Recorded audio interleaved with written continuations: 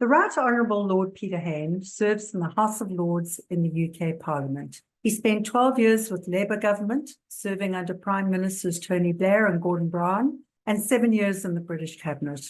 Listening to Peter's young anti-apartheid activist life and how he led the 1969 and 1970 campaigns to stop the all-white rugby and cricket tours of the United Kingdom made me think about the high risks that come with boldness, with disrupting the status quo, and with being branded as South Africa's anti-apartheid public enemy #1.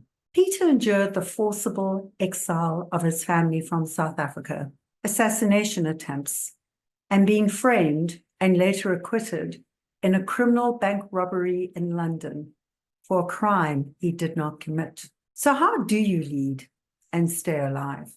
Leadership has an upside and a dark side. The upside, we get to inspire others through change. The dark side, there are attempts to take you out when you challenge the status quo. Leading change requires that we firstly rewire the organization, and secondly, that we rewire and reskill the people. When you disrupt the status quo, it comes with a profound sense of loss. The loss of daily habits, the loss of old loyalties, the loss of entrenched identities, and the loss of current thinking. When people go through that kind of process, they often feel incompetent, disloyal, and push back. So how do you survive? There are two parts to focus on. The first is an external focus on the organization to stop you from being taken out. And the second is an internal focus on your own needs and vulnerabilities to ensure that you do not self-sabotage and run the risk of executing your own demise. If we focus on the organization, the external focus, and what are the steps and tactics we need to adopt? The first is to operate in and above the fray. Be part of the action, but remember to step on the balcony and watch the action and play to get a different perspective. The second is to court the uncommitted partners, allies, and opponents. It is usually the uncommitted that will determine your success. Keep your allies close, but keep your opponents closer.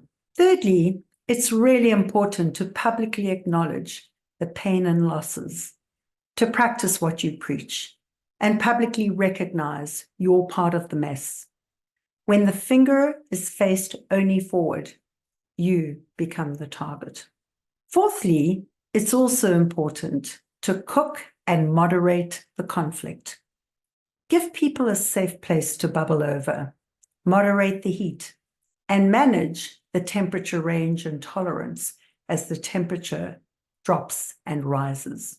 And finally, place the work where it rightfully belongs. Resist being Superman that flies in to save the day, and let the people do their work. When it comes to the internal focus and how do you manage your own needs and vulnerabilities, it's really important to regulate your personal hunger for control and self-importance. When people depend on you, they will ultimately resist and resent you. And secondly, anchor yourself. Find that beautiful sanctuary where you can reflect on the day's journey. Find that trusted confidant that you can offload without feelings of holding back or having judgment or contempt. And importantly, define and distinguish between the personal and the professional you so that you can detach from the criticism against change that automatically flows.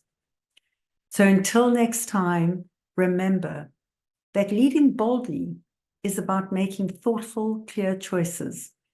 And bold leadership is about taking bold action, just one small step at a time. One step for you, but together, a giant step for humanity. So take care and take thoughtful, bold action.